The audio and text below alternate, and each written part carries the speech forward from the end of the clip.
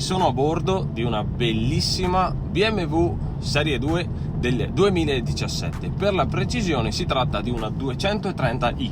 Dunque monta il propulsore B48, un 2 litri 4 cilindri in linea, turbo twin scroll da 252 cavalli, 350 Nm di coppia, 0 a 100 coperto in 5 secondi e 8, velocità massima di 250 km/h autolimitata su un peso di 1475 kg. Per mettere in chiaro subito le cose, questa 230i ha ricevuto immediatamente, appena portata a casa, una nuova rimappatura elettronica da BS Racing abbinata ad uno scarico completo inox con il canonico filtro a pannello. Questi leggeri ma significativi interventi hanno fatto balzare i valori originari a 300 cavalli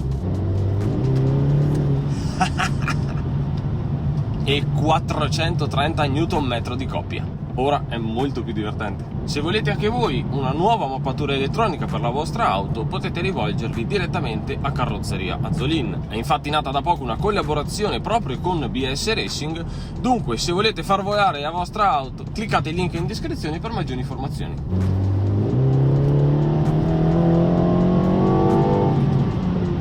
Il vantaggio nell'adozione da parte di BMW del turbo twin scroll è palpabile, avendo appunto un turbocompressore studiato per tenere separati i flussi provenienti dal motore, si ha immediatamente un doppio vantaggio. Il primo è pochissimo turbo lag, il secondo una riduzione dell'interferenza reciproca delle onde di pressione che si generano nello scarico. Così facendo si arriva a sfruttare l'overlap, ovvero quella particolare condizione in cui per un certo lasso di tempo si hanno le valvole sia di aspirazione che di scarico aperte. È stato pensato principalmente per i motori più piccoli e invece è finito comunque sul B48 proprio per la serie di vantaggi che può garantire.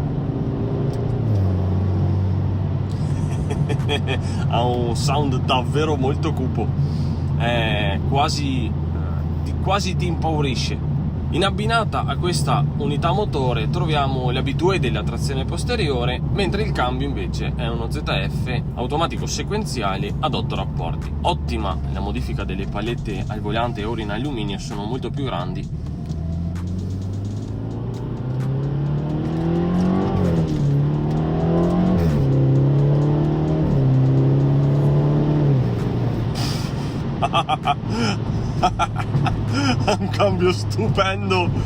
Un cambio stupendo che non ti aspetti di trovare su una 230i, cioè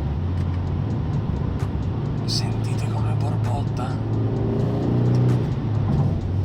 Il cambio è veramente micidiale, lo trovo progressivo ma anche rabbioso. Se lo metti un po' sotto sforzo quasi si infastidisce e tira delle cannonate pazzesche ad ogni cambiata. È davvero questione di millisecondi da un rapporto all'altro, è meraviglioso, ti garantisce tutta la potenza che vuoi, bellissimo.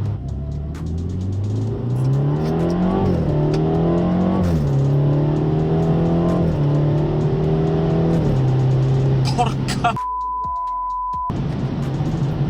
che abbinata, che botta ad ogni cambiata, ti attacca il sedile e ti porta con sé. La BMW Serie 2, identificata come progetto F22 per la Coupé ed F23 per la Cabrio, è stata annunciata nell'ottobre del 2013 per sostituire la Serie 1 Coupé, che tra l'altro ho avuto modo di provare e il proprietario è lo stesso di questa.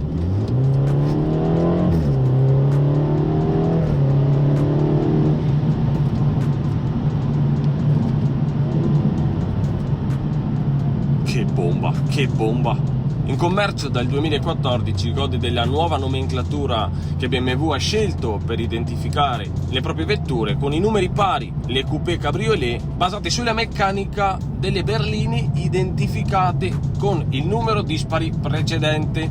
Quindi la BMW Serie 2 si basa sulla BMW Serie 1, così come la 4 si basa sulla BMW Serie 3. A livello di design BMW ha fatto un lavoro magistrale, donandole un'aria aggressiva e filante come poche altre sportive a tre porte. È uno dei modelli in commercio che preferisco, ha un frontale cattivo che diventa incazzatissimo sulla paurosa M2, una linea laterale filante con una nervatura che collega in maniera armoniosa tutto il corpo vettura dall'anteriore al posteriore. La sentite anche un po' legata oggi perché c'è molta nebbia, quindi molta umidità sul manto stradali e tende a scappar via. Non posso assolutamente disattivare i controlli, ma comunque è rabbiosa e quasi ti scuote perché vorrebbe guadagnare strada più velocemente ma non può per colpa del meteo. Ma è pazzesca, è divertentissima.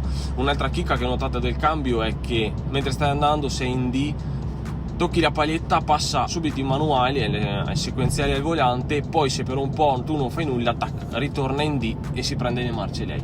Intelligentissima, e non è cosa da poco, non si trova su tutte le vetture premium, diciamo. Complessivamente l'intera linea dell'auto evolve rispetto alla precedente versione senza né stravolgerla né rovinarla. In particolar modo questo è stato oggetto proprio del restyling del 2017, dunque i fari anteriori a LED hanno il disegno esagonale e vengono leggermente variati gli interni. La 230i che sto guidando comunque è full optional, con pacchetto interno ed esterno M Sport, i sedili sono riscaldati, il volante è riscaldato fino al gancio traino a scomparsa di serie, non le manca niente se non il tettuccio apribile. Mi piace come pochi, davvero.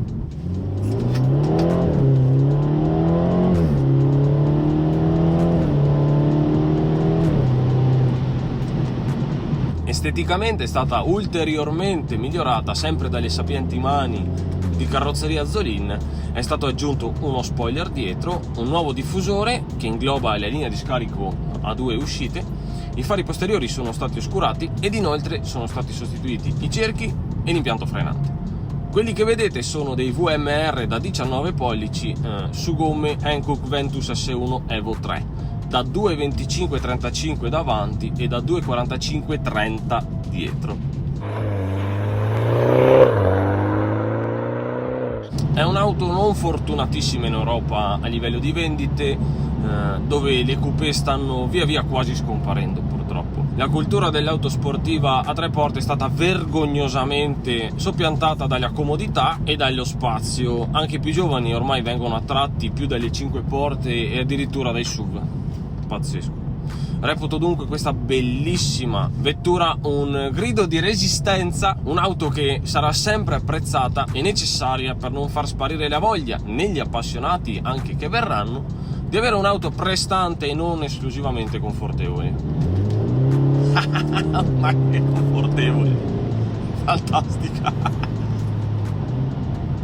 Sterzo lo preferirei un pochino più diretto e reattivo, non è molto rigido anche alle alte velocità, non è una cosa che mi piace particolarmente, preferisco una rigidità superiore, però lì è questione di gusti.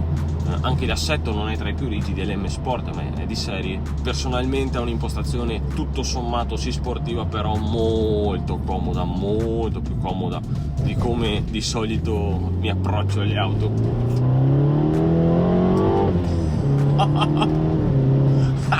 Mi ha portato tutto da un lato, è cattivissima. Questa sull'asciutto va come un cannone, questa sull'asciutto è un missile, è un peccato non aver trovato una giornata ottimale. Però qua in Veneto l'inverno uguale nebbia, uguale freddo, uguale acqua e uguale bestemmie. Non scopriamo di certo oggi il mio amore spassionato ed incondizionato per le auto a 3 porte. In barba a tutte le pippe che oggigiorno hanno stravolto il mondo dell'auto, sono macchine, insomma, dovreste godervele, dovreste volerle cattive.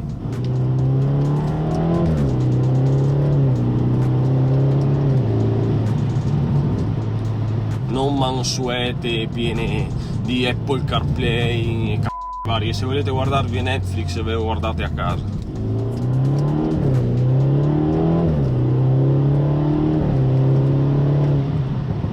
Insomma, ok, qualche comfort, siamo nel 2020, però è pur sempre un'automobile, perché non ve le volete godere?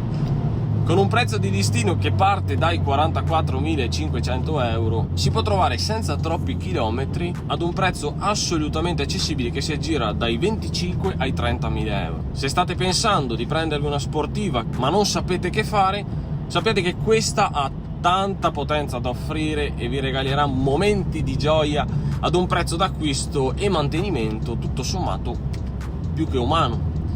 prendetevene una al più presto.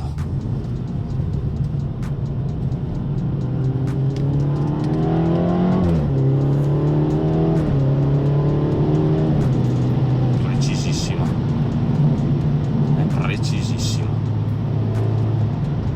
Come dicevo, è un po' leggera alle alte velocità, è un peccato, la vorrei più rigida, ma non riesco a trovare realmente un difetto a quest'auto. È bellissima. Grazie per aver visto il video, se ti è piaciuto metti like e iscriviti al canale se non l'hai ancora fatto. Ciao!